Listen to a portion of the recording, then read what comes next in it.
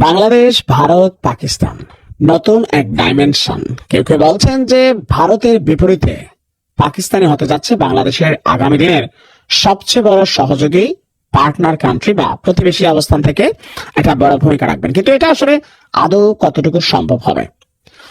তবে 53 বছর ধরে পাকিস্তানের জন্য যে বাধাগুলো ছিল, জঞ্জালগুলো ছিল, কোথাও না কোথাও একে একে সবকিছুকে সরিয়ে দিতে সহযোগিতা করছে ডক্টর ইউনূসের এই সরকার। এই অন্তর্বর্তী সরকারের সময় পাকিস্তানের সাথে যেই ধরনের সৌহার্দ্যপূর্ণ সম্পর্ক তৈরি হচ্ছে, পাকিস্তানের সাথে ভিসা ইস্যুতে যে ঝামেলাগুলো ছিল সেগুলাকে যতটুকু সহজ করা হচ্ছে, বাণিজ্যিক ইস্যুতে যতগুলো ঝামেলা ছিল এগুলাকে যতটা সহজ করা হচ্ছে, এগুলো নতুন একটা অবস্থান তৈরি করছে। এ নিয়ে পজিটিভ নেগেটিভ দুই ধরনের আলোচনায় আছে।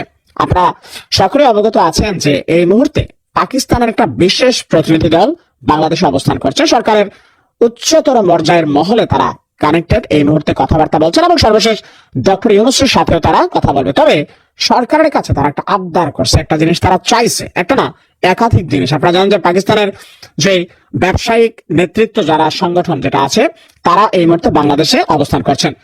পাকিস্তানের ব্যবসায়ীরা পাকিস্তান এবং বাংলাদেশের ব্যবসাকে আরো বিশাল আকারে প্রসারিত করার জন্য তারা আপনার প্রস্তাব দিচ্ছেন সরকারকে। তো এর মধ্যে সমস্যা হিসেবে তারা যেটা খুঁজে পেয়েছেন ভিসা জটিলতা এবং সরাসরি পাকিস্তান এবং বাংলাদেশের মধ্যে ফ্লাইট নাই।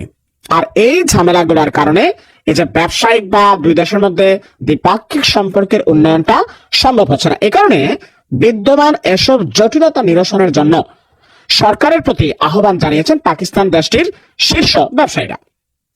এখন ভিসা ইস্যু নিয়ে আমি আগে একটা নিউজ দিছি যে খুবই সহজ করে দেওয়া হচ্ছে। এখন পাকিস্তানিরা চাইলে বাংলাদেশে খুব সহজে আসতে পারবে, বাকি আছে ফ্লাইটের ইস্যু। তো গতকালকে আমাদের বাণিজ্য উপদেষ্টা শেখ বশিরউদ্দিনের সাথে বৈঠককালে এই সমস্যাগুলো তুলে ধরেছেন বাংলাদেশ সফররত পাকিস্তানের একটি ব্যবসায়িক প্রতিনিধি দল। ঢাকায় নিযুক্ত পাকিস্তানের হাই কমিশনার সৈয়দ আহমেদ মারুফও তাদের এই প্রতিনিধি দলের সাথে সরকারের বাণিজ্য উপদেষ্টা ওনার সাথে এই মিটিং এ ছিলেন। পাকিস্তানি ওই ব্যবসায়ী প্রতিনিধি দলের নেতৃত্ব দিচ্ছেন federation of Pakistan chamber and commerce and ইন্ডাস্ট্রির যিনি সভাপতি আছেন আতিফ ইকরাম শেখ। তো তারা বাংলাদেশের আমন্ত্রণে আসছে। দুই দেশের দ্বিপাক্ষিক বাণিজ্য, ভিসা সহজীকরণ, সরাসরি বিমান চলাচল এবং ভবিষ্যৎ বিনিয়োগ সম্ভাবনা নিয়ে আলোচনা হচ্ছে। তো শেখ বশিরউদ্দিন বলছেন, দুই দেশের জনসংখ্যার আকার বিবেচনায় বাণিজ্যের পরিমাণ খুবই কম আছে। উভয় দেশেরই সুযোগ রয়েছে বাণিজ্য বাড়ানোর। পাকিস্তানের সাথে বাণিজ্যিক সম্পর্ককে টেকসই করতে উদ্যোগ নেওয়া হয়েছে বলে জানিয়েছেন উপদেষ্টা। তিনি বলছেন, বাংলাদেশের ব্যবসায়ীদের সাথে পাকিস্তানি ব্যবসায়ীদের আরো বেশি আলোচনা হওয়া দরকার। নিজেদের মধ্যে সহযোগিতা বাড়ালে দুই দেশে লাভবান হবে। আর এখানে সরাসরি ফ্লাইট না থাকায় যে সমস্যাগুলো, এগুলো নিয়েও আপনার এখানে আলোচনা হয়েছে। তো খুব শীঘ্রই সরকার এগুলোর ব্যাপারে উদ্যোগ নেবেন। তো বাংলাদেশ সরকারের উদ্যোগটাকে বাংলাদেশের আভ্যন্তরীণ জনগণের একটা অংশ তারা বলছেন, সরকার কি তাহলে এই সরকার ইউনূসের সরকারটা কি পাকিস্তানকে সুযোগ সুবিধা দিতে আসছে? এটা তো পাকিস্তানপন্থী সরকারে পরিণত হচ্ছে। 53 বছরের দেশে যা হয় তাই ঘটানোর চেষ্টা করছে। তবে সরকার বলছে ভিন্ন কথা। ডক্টর ইউনূস বলছেন, কোন একটা দেশের প্রতি নির্দিষ্ট ভাবে আমরা ডিপেন্ডেবল হতে পারি না।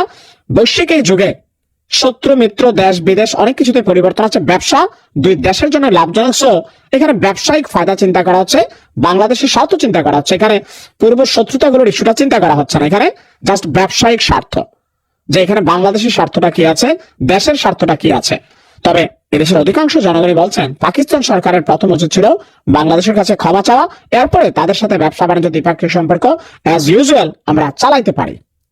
তবে এটা পাকিস্তান সরকার কখনোই চাইবে না, এটাও 100%। আপনি কি মনে করছেন যে পাকিস্তানের ক্ষমা চেয়ে আমাদের সাথে ব্যবসায়িক কার্যক্রম করার সুযোগ দেওয়া উচিত ছিল সরকারের, নাকি না এখন যেটা দিচ্ছে যে না ঠিক আছে ব্যবসা বাণিজ্য হোক, দেশের মানুষ দুই পয়সা কামাক, পাকিস্তানও দুই পয়সা কামাক, জীবনযাত্রা উন্নত হোক, মানুষের কোনটা জরুরি? কমেন্টে লিখতে পারেন। আসসালামু আলাইকুম।